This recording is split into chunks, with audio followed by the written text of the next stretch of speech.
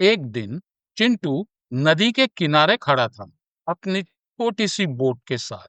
Boat की speed वीबी still पानी में, लेकिन नदी का पानी वीआर की स्पीड से बह रहा था। और दूसरी तरफ एक प्लेटफॉर्म जो पानी के साथ फ्लो कर रहा था, उसकी स्पीड थी यू।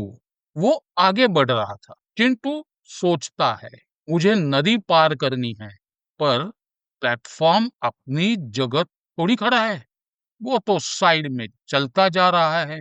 पहला स्टेप, दो डायरेक्शन को समझना। सीधा पार वाई एक्सिस, पानी के फ्लो के साथ एक्स एक्सिस। चिंटू बोलता है, जितने टाइम में मैं नदी पार करूं, उतने ही टाइम में प्लेटफॉर्म साइड में चलेगा।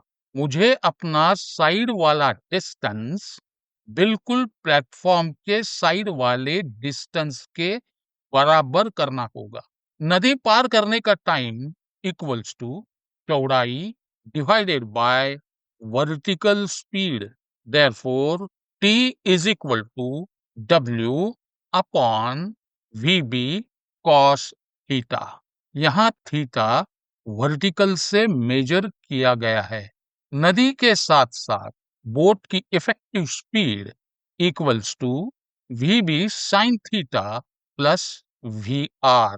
इसमें नदी के फ्लो की स्पीड भी जुड़ी हुई है।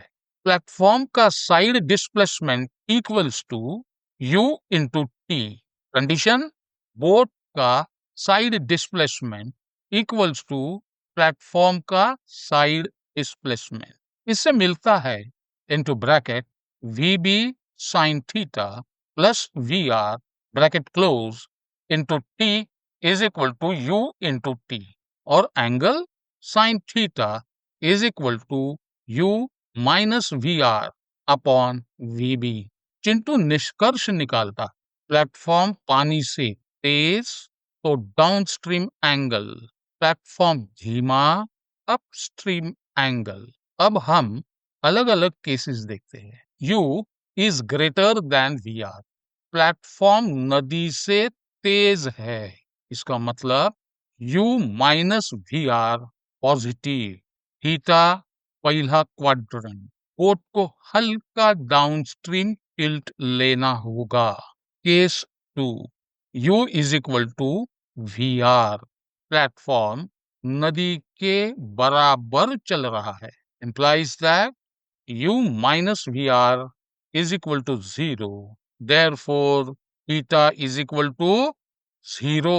बोट सीधा क्रॉस करेगी, कोई टिल्ट नहीं।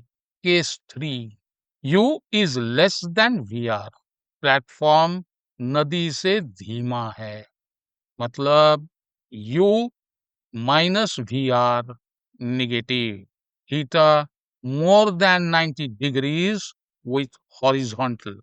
बोट को अपस्ट्रीम टिल्ट लेना होगा। अगर नदी बहुत तेज है, कभी कभी लैंडिंग पॉसिबल ही नहीं होती। इसी तरह के प्रॉब्लम्स को सॉल्व करने के लिए हमें सबसे पहले टारगेट और फ्लो की डायरेक्शन समझनी होगी। मोशन को अक्रॉस और अलोंग में तोड़ना होगा। अक्रॉस का टाइम निकालो, उसी टाइम में अलोंग मोशन मैच करो, डायरेक्शन सेट करो और चेक करो कि मीटिंग पॉसिबल है या नहीं। फिजिक्स के प्रॉब्लम को सॉल्व करने के लिए सोच की जरूरत है।